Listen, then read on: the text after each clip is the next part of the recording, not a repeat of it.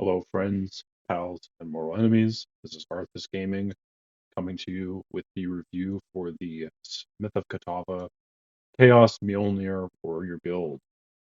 Today we'll be going over skills, the skill gems, the gear, the passive tree, and a quick showcase of the build itself and its capabilities, as well as my general thoughts and feelings about the build. Start off with, we'll touch on the gear. Right now we are using a hybrid energy shield and armor helmet, looking for stats such as plus armor, armor applies to elemental damage, as well as either life regen or resistances. In our main hand, we're using a Jade Club, focusing on increased physical damage, adding physical damage and or fire damage or lightning damage, uh, and ideally getting a stat such as gain X of damage as extra whatever element, the best one being fire. Uh, Pluses to critical strike chance or critical damage bonus, also very good, as well as the arguably one of the best ones to have being the plus level to melee skills.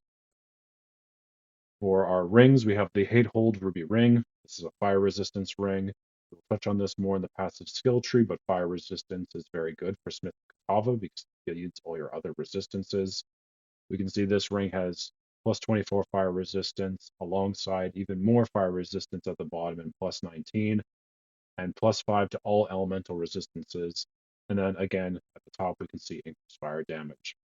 On our other hand, we've got a prismatic ring with percent to all elemental resistances, adding more fire damage to our attacks, adding lightning damage to our attacks, and then stats for strength and intelligence, which is very good for our build because we need very high strength and intelligence stats to wield the Mjolnir, which I will highlight shortly. For our amulets, we're right now using just an amber amulet, 20% increased strength, plus levels to melee skills, and again, generic stats to intelligence and strength. For leveling, we're using a shield, giving us more armor, more stat resistances to fire and cold. And again, looking in for right now for armor applies to elemental damage. For our gloves, we recently changed these from energy shield gloves to more gloves focused more on uh, armor slash evasion rating. We will replace these again later, but in general, for the gloves on this build, you would want adds to physical damage, add fire damage. Of course, we want the plus level to melee skills, and we also want leech. Uh, Again, I'll touch on this during the passive skill tree, but we are going to be taking quite a few leech nodes in order to supplement our survivability, as we're focusing heavily on armor, on life, and on elemental resistances, and not so much on energy shield anymore. For our belt, we're using a headhunter. Again, this is just a belt that's very good across many builds. Gives us plus to life, plus to strength. The dexterity is not necessarily needed, but it's nice to have for our skill gems that we can run more socketed dex-based support gems. And for our boots, we're using pure armor boots, looking for plus base to armor, increased life. And again, for this build, pluses to strength or intelligence are good, and pluses to fire resistance or any resistance is very good. Right now, for our charms, we're using the uh, Gamahu's Chosen Ruby Charm, later to be replaced by the Axe, which says you can't be slowed. We're using a lightning resistance charm and a bleed resistance charm. Once we have our build fully unlocked with all the ascendancies, we will no longer need the ignite or the bleed charms because our Smith of Kitava ascendancy uh, will be negating the effects of those stats. To touch on in the future, the plan will be to dual wield one-handed maces, with the other mace being the unique that we've named the build after, being the Mjolnir Torment Club. Picked one of these up off the market, was not very expensive.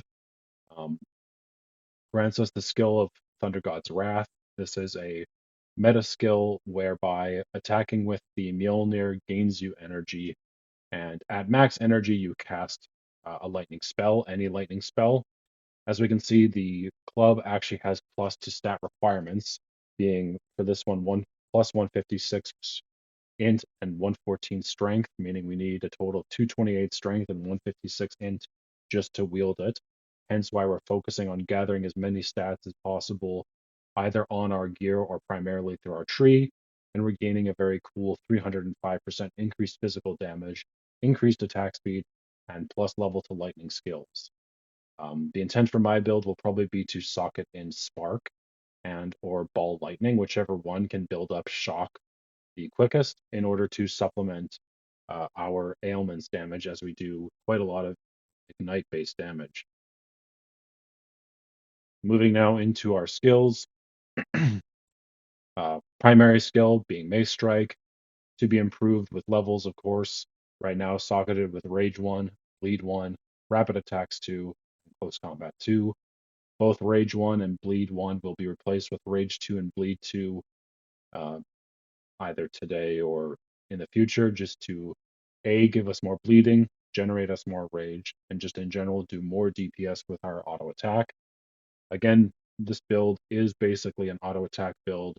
I would consider most of these skills on the bar supplemental to us hitting very hard. Through Smith of Kitava, we're gaining access to Fire Spell and Hit. So as we hit enemies with melee attacks, we gain energy, and at max energy, we cast a spell. The spell we're choosing to cast is Detonate Dead. Detonate Dead is an excellent spell. It's used in another warrior build, which is the Whirling Assault build, whereby you're using Detonate Dead to deal something like 12%. As you can see, it deals physical damage equal to X% of corpse's maximum life. I believe this goes up to 12%. Right now, mine is at about 9%. This is just very good, especially against Abyss, where a ton of monsters are spawning, and we are just blowing up the whole map by killing one big elite or one bigger rare monster.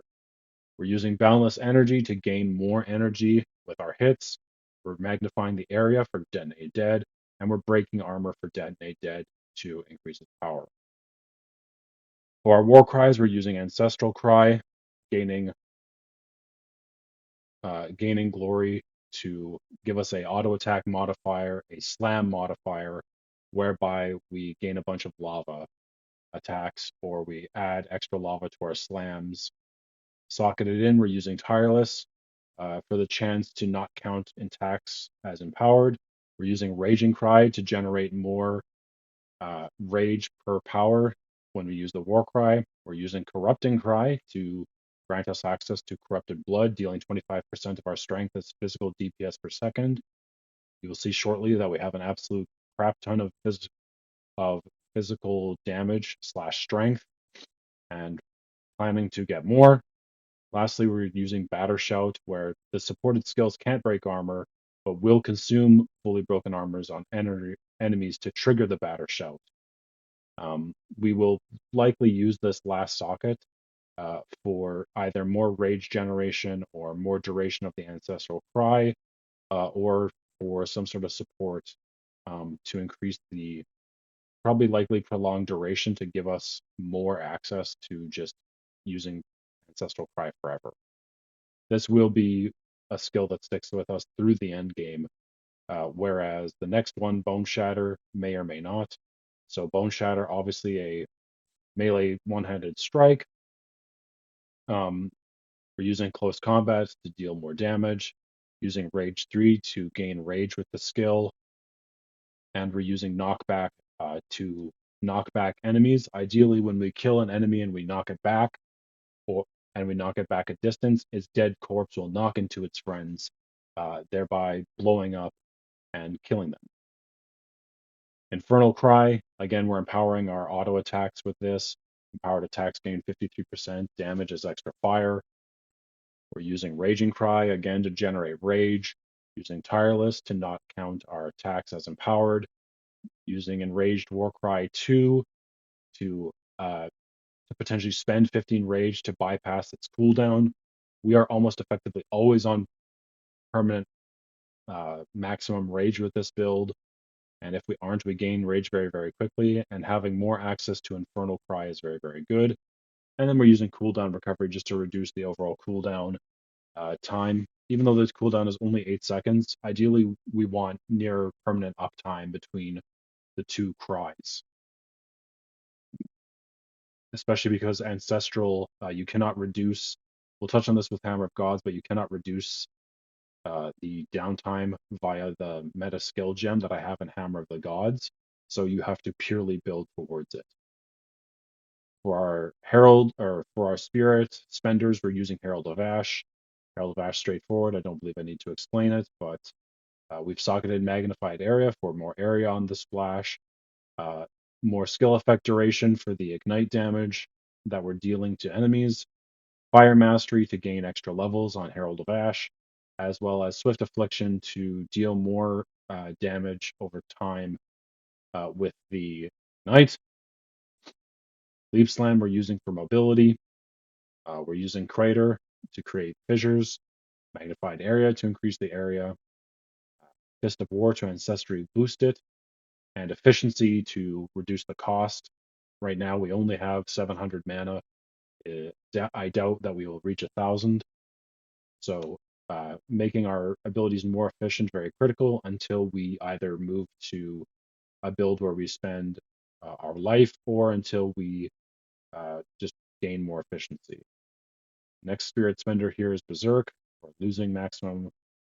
The first part is not necessarily important. The important part is granting us that 55% increased rage effect, socketed with cannibalism.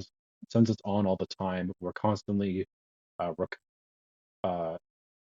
recovering life on kill while this is active. So just more ways to keep us incredibly survivable. Forge Hammer, our only Thor related skill, whereby we can throw our hammer and either call it back to us or use a war cry to explode it around us. Socketed in is Fist of War, giving us the ancestral boost to the hammer itself. Fire attunement to gain more damage as fire penetration so that we can ignore fire resistance. This does dual damage, and elemental armament, gaining us more elemental damage.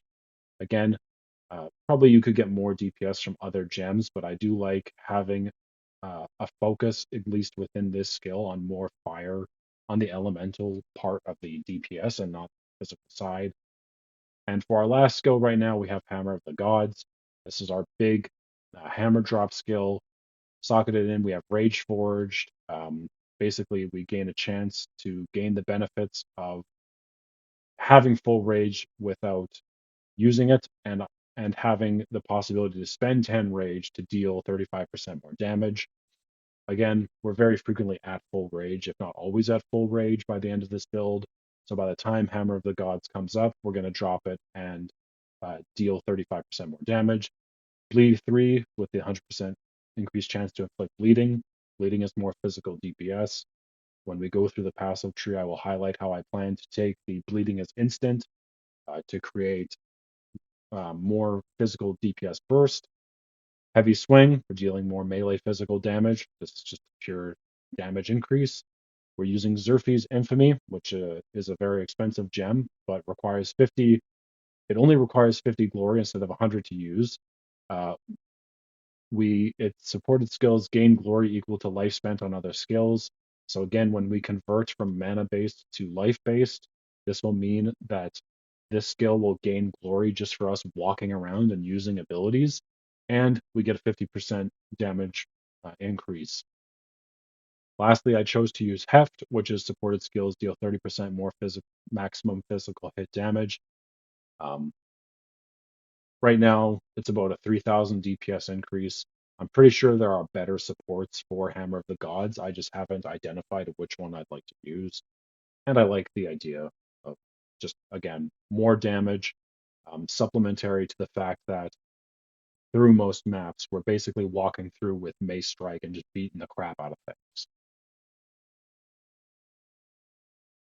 Moving into our passive skill tree, to touch on the Ascendancy, we've chosen the Smith of Kitava. We've taken the increased fire damage as well as the fire spell and hit, which I've already touched on. The fire resistance, as well as one of the best passives or nodes, especially warrior wise. Modifiers to fire resistance also grant cold and lightning at 50% of their value. Thanks to this skill, we can see that I'm already at 75, 75, and 65 on lightning. And as I gain more and more fire resistance, I'm going to gain more and more and more of every other resistance. Uh, as I'm hovering on my character screen, you can see I'm already at 230 strength and 147 int, meaning I'm 2 stat levels away from being able to wield my Mjolnir, and the only other limiter being my level. Currently only 1700 life. The energy shield we can ignore as it'll be going away, but a cool 72% of armor, where the armor is reducing physical damage by 72%. And this will definitely go higher. And we're currently applying 9700 of our armor to fire damage. The plan in the Ascendancy will obviously be to take Smith's Masterwork, limiting us to a normal body armor, but granting us 800 armor effectively when we allocate the lower nodes here. To go through these quickly, body armor granting us armor applies to chaos damage. I will likely take this because I do have the idea of using a amulet which allocates Black Flame Covenant, thereby changing all of our fire damage to chaos damage and creating the Chaos Mjolnir, whereby I'm going to do a whole crap ton of fire damage and physical burst damage, and basically change it to chaos damage. Body armor grants hits against you have a 100% reduced critical damage bonus. I likely won't take this. I don't think I'm going to die to crits. I'm hoping to have 2000 life and at least 90% armor by endgame, but I guess we will see once we get there. Increased spirit, I don't believe I need it. I have all of my spirit spenders already. Don't plan to get another one. I will likely take leather bindings in order to generate maximum life. Again, more survivability on top of leech on top of armor. Molten Symbol, I may take this if the life stacking / armor stacking doesn't work out. This just basically says that the physical damage we take is instead fire damage, and since our fire resistance could go easily as high as 100%, we could potentially take no damage for what we are converting from physical. Flowing Metal body armor grants 50% of armor, applies to elemental damage. I'm almost 100% going to take this because not only are we doing fire damage and physical damage, but we'll be doing lightning damage thanks to the Thunder God's Wrath ability that I already touched on. I 100% will be taking heat proofing. This is the node that I talked about, which grants you unaffected by poison, bleed, and ignite, basically eliminating the need for half the charms. Increased strength, I doubt that I will take it. I may take the increased life because 15% might be very, very good, depending on how much life I'm able to stack before the end of the game. The plus 75 to armor resistance, this is currently my number 3 choice. So again, number 1 choice that I'll take will be Dedication to Kitava. Number 3 choice will be leather. Number 2 choice will be leather bindings. And then in place 3 is Flowing Metal and Kitavan Energy and a tie, with the Flowing Metal currently eking it out. And then the 4th choice will almost 100% be Tantalum Alloy, granting us the plus 75 to armor resistance, which is also effectively plus 37.5 to every other resistance, thereby potentially either overcapping us or capping us.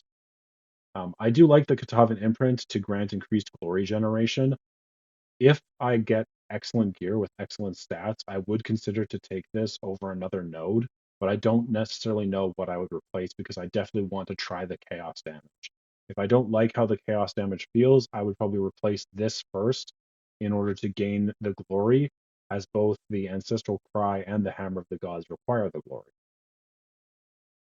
Zooming far out on our tree, I just want to highlight that the tree is a bit sparsed out, a very, very long, winding tree. And all of this is done with the intent, as we can see, to take a bunch of stat nodes and make our way over to certain areas. For my purposes, I like the idea of using the tree to get as many stats as humanly possible, thereby enabling me to greed on my armor and get armor that solely focuses on armor itself and has stats such as armor applies to elemental damage and etc. By using all this, by getting as many stats as I can within the tree, I don't have to get those same stats on my gear. Zooming back down, I'll move very quickly through the tree, and I will be posting this guide on Mobalytics or POE2 Builder or both. But just to highlight some of the small notables I took: Relentless Vindicator, more strength, or sorry, more damage, more crit chance, baseline stats. Brutal, increased stun buildup, melee damage, and strength. Sturdy Metal, increased armor from body armor equipped. Smash, more melee damage against heavy stunned enemies. Reverberating Impact, we're breaking armor. 12% increased area of attack for effect. Area of effect for attacks. On this build, nodes like this, which increase area of effect for attacks or give us later, you'll see a node that says grants our auto attacks splash damage. Very, very good because we want as much AoE as possible for Mace Strike. And then dependent on how much AoE we have, and with further testing, we may remove close combat in order to just have other flat percent damage gains that aren't conditional upon an enemy's distance from us. Coming down further down the tree, I've taken nodes up here like Impair, more damage with one hit weapons, Reaving, increased attack speed, plus to dex. And then on our weapon set 2, weapon set 2 is highly focused on granting us the nodes related to war cries. So Admonisher, increased war cry speed, cooldown rate, empowered attacks deal more damage, 30% extra AoE. Jumping over here, things like Roaring Cries to get minimum power, chance to empower 3 additional attacks. Coming down here, 40% increased damage. With War Cries have increased area of effect, again to count more enemies. And we will probably take these 2 small nodes here just to grant us more damage. Moving further down, I will likely take this node here, again, more attack area damage and area of effect for attacks. In our sockets, we're using sapphires. The important stats on these sapphires that I have equipped is the recover X of maximum life on kill and the increased damage if we've consumed a corpse recently. Obviously, we will be consuming a lot of corpses because we have Detonate on Dead, and thereby we can gain a lot of plus 20% increased damage stacks just by walking through the map. Further down, taking Overwhelming Strike to build critical hit chance, critical hit damage, stun buildup with crits. Coming down here, I've taken on weapon set 1 the last node under Crushing Verdict. The 5% reduced attack speed will not hurt me because I'm going to build way more attack speed either via the Mjolnir itself, via the secondary club that I will wield in the offhand, or via tree. Moving over here, taking Heat Proof, applying our armor to fire damage, reducing magnitude of ignite. We won't care about the magnitude of ignite on us because we'll be immune later, mostly care about the armor to fire damage. Moving up here, we've taken all of the nodes connected to Tribal Fury in weapon set 1. Strike Steel splash damage being very important for our build so that we can splash damage our Mjolnir hits. Again, a Sapphire. On this one, we managed to also get the increased flammability magnitude. Personally speaking, for my build, I do like the increased flammability magnitude because of a node that I'll jump to over here called Engineered Blaze, whereby we gain 4% increased area of effect for attacks per enemy we've ignited in the last second, up to 40%. So the idea being, the more enemies we ignite, the faster we can build this up, the faster we can get up to 40% AoE, and the faster we're going to slap the absolute crap out of everything on the map and blow it up via Detonate Dead. Coming up the tree, we're now getting into the druid side of the tree. Again, in weapon set 1, attack area, and primal growth, 15% increased area of effectively killed, and 8% flat for attacks. And coming over here, once we have more levels, I will take these stats going down here to get our last jewels, to get the last jewel socket we need in order to allocate the From Nothing Diamond. This From Nothing Diamond is passives and radius of Val Pact can be allocated without being connected to the tree. So to quickly touch on Val Pact, this is the node down here. Life Leech is instant, but we cannot use flasks. We want to use flasks, at least until the point where we leech way more life than we'd ever spend. But the reason we want this is for I like the idea of taking some of these bleeding nodes, especially if we can reach aggravation and or deep wounds. And if we can get it, I want to get the nodes for bloodthirsty. It's TBD on how big the small radius would be. I think it should cover bloodthirsty, but if I can get this for free, and some of these increased ones for free and not have to come all the way down from my tree into it, that would be awesome. The other stats around here, probably not all that useful. Probably won't cover much of what I want. But if it reaches it, I would consider to take momentum to ignore all movement penalties from armor and to reduce slowing potency. This is just to gain more move speed. And if the radius covers it, I would get light on your feet. Again, more move speed and immunity to hinders and maims. Coming down the other side, we've taken tempered defenses and all of the nodes attached for increased armor. Armor applies to elemental. We've taken battle trends to get the plus to maximum rage. Again, rage effects very good, make us hit harder. I've taken the nodes attached to incendiary, again, increased flammability magnitude and increased damage with hits against burning enemies. By building more flammability and via the ancestral cry empowering our auto attacks, we burn a lot of enemies and thereby gain this very easily.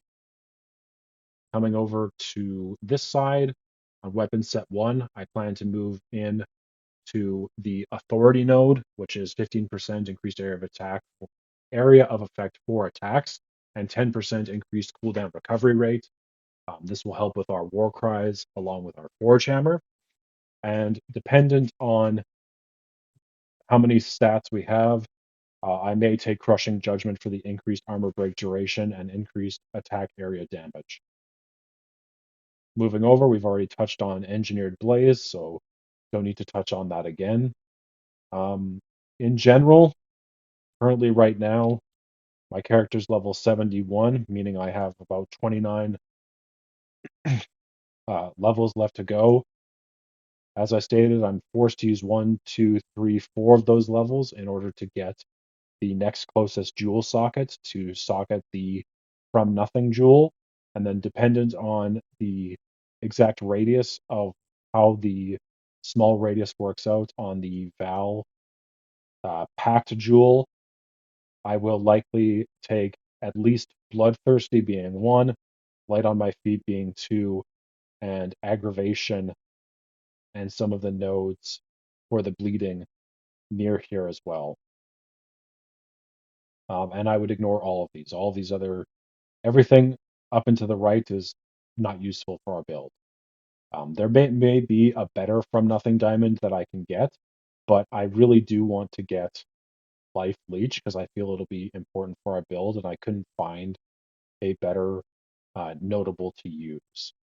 Outside of that, the further and last points I would add is that right now I don't have any ultra dedicated plans for the skill, like for the points that I will get.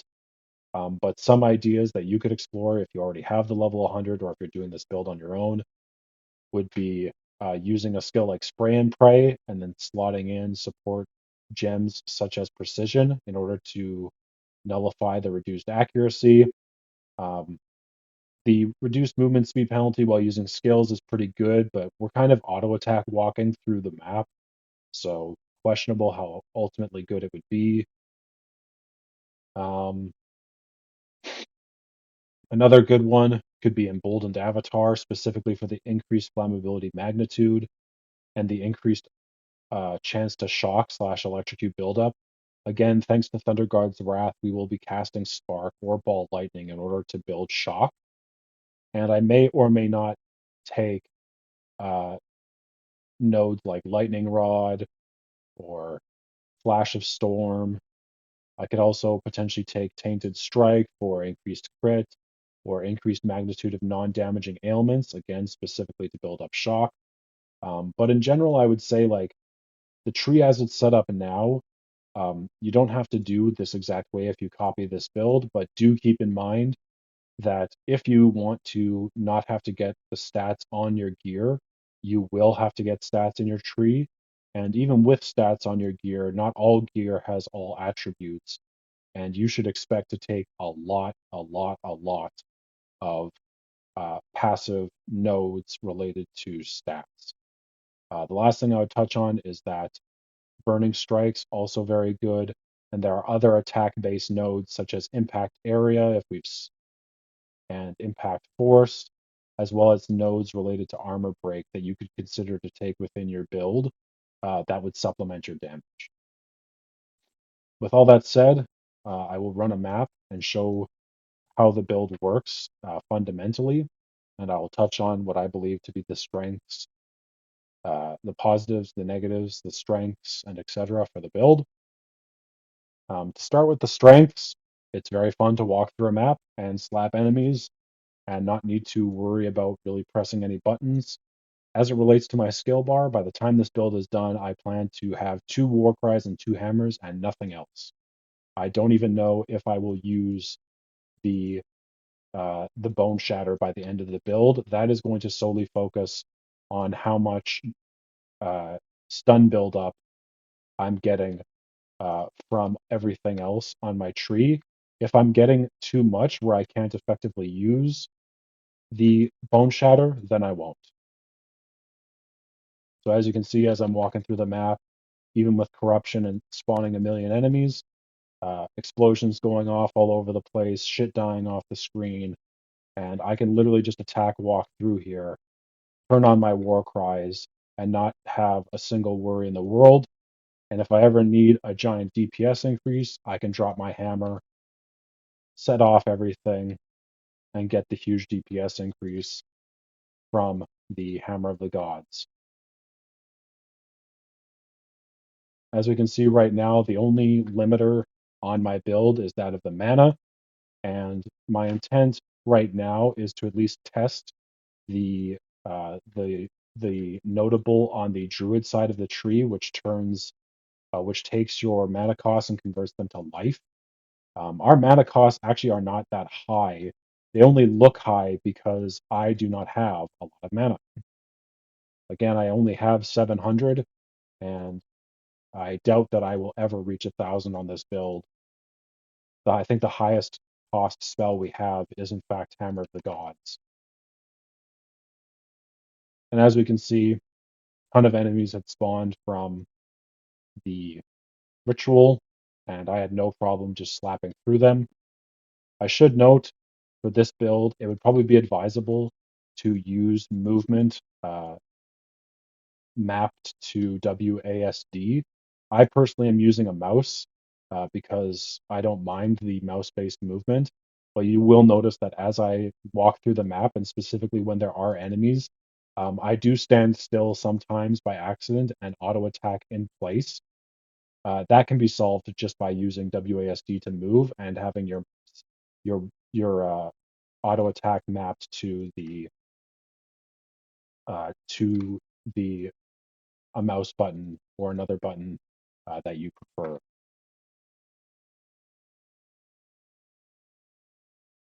As it relates to weaknesses of the build, I would say the primary weakness that I have noticed currently is that of DPS against specifically single target enemies, that being um, bosses, pinnacle bosses to some degree, by extension, you might expect. to suffer against. And that is mostly related to the fact that um, it can be a bit challenging to build up the glory needed to get the huge physical damage boost on enemies and remember to use it before it runs out. The other issue is that right now, um, I don't build up exactly like a ton of stun. Like on little enemies like this, it's easy to see that I'm building up a lot. But again, a good deal of the damage that we're doing, especially as it relates to these little dudes, is just like killing other big dudes and getting the detonate dead explosion. Um, and bosses will not have all those little bodies surrounding them. So your DPS can drop. I think by the time I reach the final portion of this build, whereby I will have two one-handed weapons and no shield, I think the problem will resolve itself. But when I do a final build update, when I do equip the Mjolnir, that's when I'll be able to better comment on how exactly it feels to be walking through the map with no shield, but two axes that are, or two maces that I just swing around consistently without without much, hopefully without much issue. Other weaknesses of the build is that the detonate dead. Obviously, you need enemies to be around you. So if the maps are not there, it's kind of a trade-off where you almost want to juice your maps and fill them with enemies for the purpose of getting as many possible enemies on the screen, thereby getting more damage and getting more life leech and getting more everything. Um, when you don't have a lot of enemies, it does become a little bit hard. And again, that's related to boss battling because you are kind of supplementing your damage with the the implicit understanding of I'm going to do a lot of damage in AoEs against these game mechanics that focus on spawning a crap ton of enemies on top of me. I have apparently broken my ritual things, so I can't highlight how well it was working, but alas. But that said, again, potentially by the time I reach the end game, that may change to not be an issue. I'm really hoping that with two maces, I don't see the same issues as I have been with this. But obviously, implicitly, with a auto attack based build, there's going to be problems related to A, getting stuck on enemies, B, walking the wrong way, and then C, doing enough damage so that you don't die in one hit to things and having enough resistances. In terms of the ascendancy, I've really liked the Smith of Kitava. I really like the fire spell and hit. But if we're being honest, I would say like the one thing you could consider to do for this build or a similar build with auto attacking would just be to use the druids and to use the oracle ascendancy in order to gain access to the inevitable critical hits. The reason that I think inevitable critical hits could be good is because the critical hits with the armor break build in could potentially do a crap ton of damage, either all at once or over time. And if you're healing a lot and leeching a lot, you're probably going to be even more survivable than this build is. The other thing about this build is that critting with your spells can be very, very good. So I'll highlight now.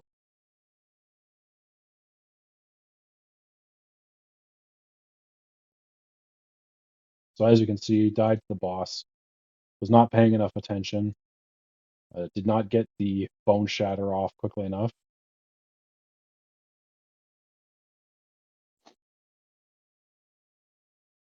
And again, versus bosses, as we can see, when my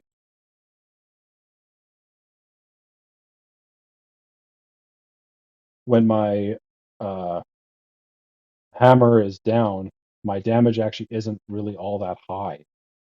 In fact, it'd probably be pretty fair to say it's not high at all. And again, I think that's part and parcel with the the the fact that we're not gaining access to exploding any corpses. We're not really, there's no benefits to be gained from. I've already run out of my health potions, and I died again. So at times like this, when I feel like I'm dying a bit too much to a boss that I don't think I should be, or that I'm not having enough damage, I will slot in the shield, and this is just to allow me to break their armor a bit easier, or at least to have the chance to break armor easier.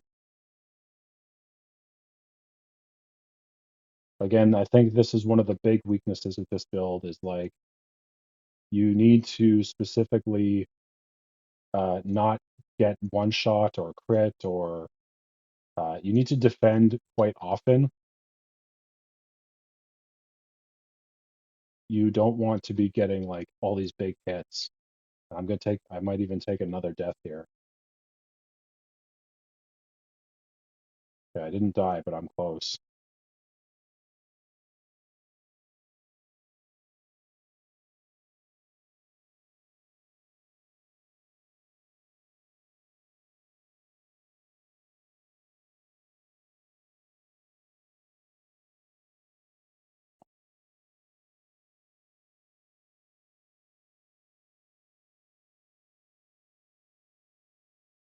Okay, that time I got it.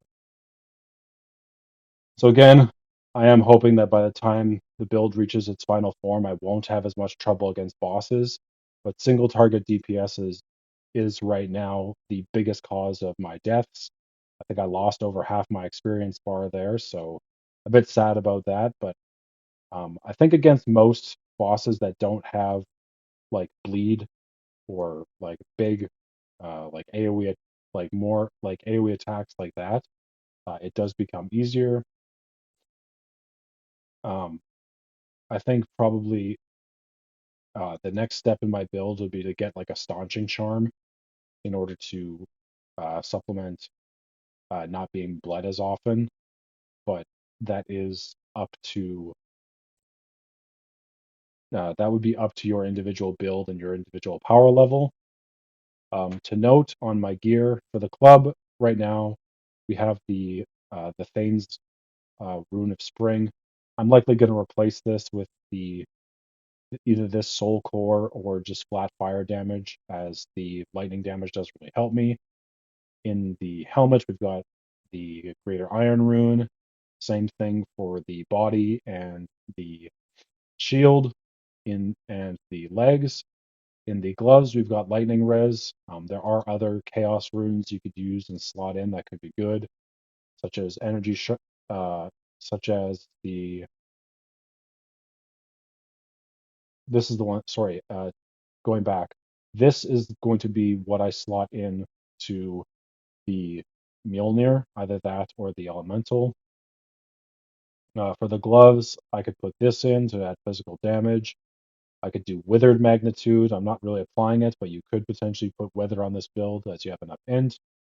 Another good rune would be the Rune of Warding to reduce the effect of curses. Martial Weapon, damage against rare uniques. That could be good. Movement speed on boots, very good.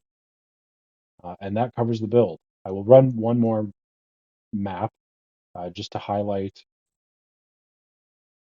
again the normal mapping experience and what I feel to be like the main selling points for the build.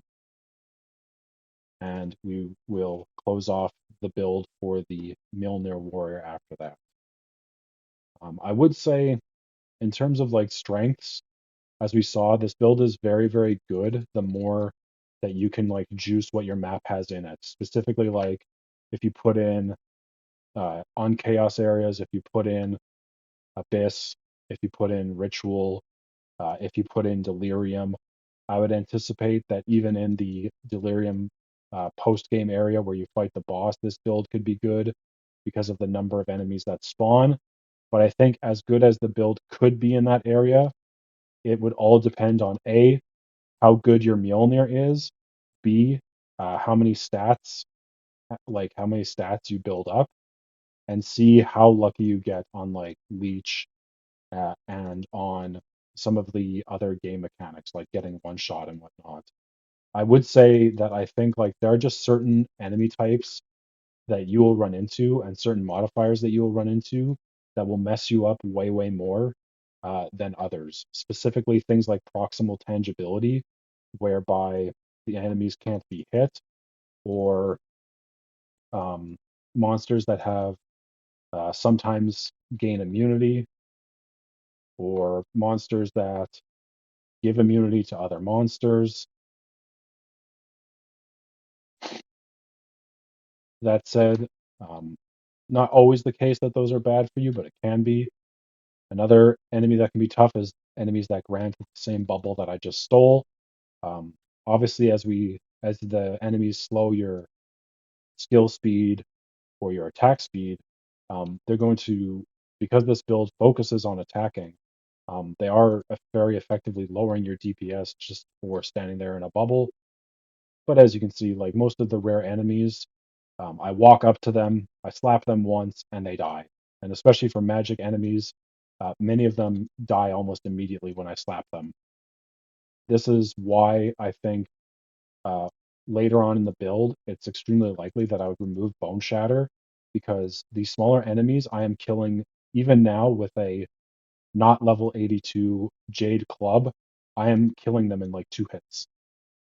And that's going to be even more true once I get access to the Mjolnir and I get access to plus 300% increased physical damage, as well as potentially plus increased physical damage from an offhand that focuses on physical damage. Very few small enemies, as we can see, manage to last more than 2 hits. And unfortunately, I now do enough stun damage whereby I hit them twice, and if they aren't dead, they're already over stunned. So I probably need to go into path of building and better math out how much stun I am applying. But that said, I don't think that applying stun is necessarily like a core weakness of this build. I would actually argue that like it might even be better to not care about applying stun all that much and just care about slapping enemies the way that I am. Really, the only benefit to better planning out the stun would be gaining uh, the extra damage that happens from Hammer of Gods. So I don't believe I touched on this, but Hammer of Gods, as you can see in the text, it says build glory by heavy stunning enemies. When you have maximum glory, you call down the hammer and you deal the burst. Uh, generates 100% of monster power as glory. Generates 100% of monster power as glory for this skill on heavy stunning an enemy, requiring 20 to use. So, uh, us heavy stunning the enemy, like over heavy stunning is good in general, but as it relates to a skill like Bone Shatter, uh, it could be argued that if I'm trying to get as much DPS as possible and hit as many things as possible, it would be better to Bone Shatter them, knock them back, and not just auto attack through the whole map as I've been doing.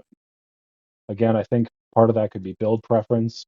Like I do like the idea of like quote unquote casting something like Bone Shatter, just for the amount of physical DPS it's doing, the potential for it to overheal me or like heal me a big burst of life as opposed to the auto attacks, which are going to be more uh, are going to be not slower, but they won't be as bursty.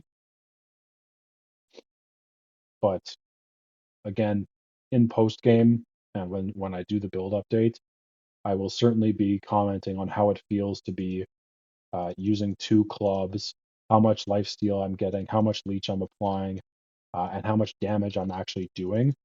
I'm kind of anticipating that by the time I get to the Mjolnir, I will not even be able to bone shatter anything anymore, and I'll heavily be relying upon uh,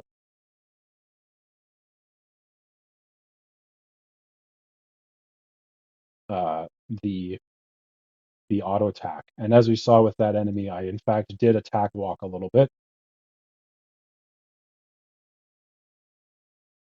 but luckily did not kill me. I would be sad.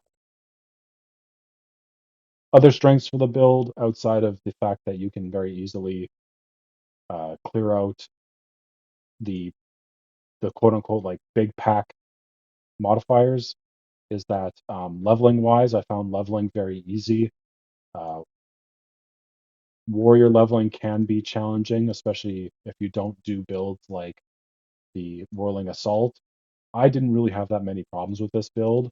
I think my biggest complaint for this build and leveling is that I had to use uniques from other like prior uniques that I've dropped in order to supplement my damage and make the warrior work a bit better. And that kind of made it a bit annoying because I wanted to just use regular gear, but I couldn't really. And hand in hand with that is like just as per usual, the Act 2 boss is a big choke point for warriors, specifically because of where and how you get like mace upgrades. And specifically to warriors is that you actually don't get jade clubs to like level 49. So you're basically in Act 3 already by the time you have your jade club, which really sucks because the jade clubs have awesome stats.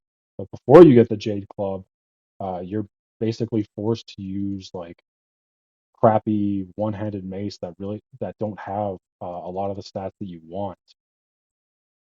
And early on in the game, you're certainly not going to be getting plus skills on your weapons unless you re-roll quite a bit at the vendor or you buy off the market. That's why for this build specifically, I don't necessarily know that I would recommend it as a as the first of your league starter builds. I would say this build for me was way more fun as a getting close to the end of the league, level a warrior, blow shit up on the screen type of build, as opposed to start the league and grind. And specifically to the league start thing is that right now my gear has not allowed me access to abuse things such as the plus rarity. And I think that is a weakness because, as we've seen, I'm not exactly dropping a ton of divines.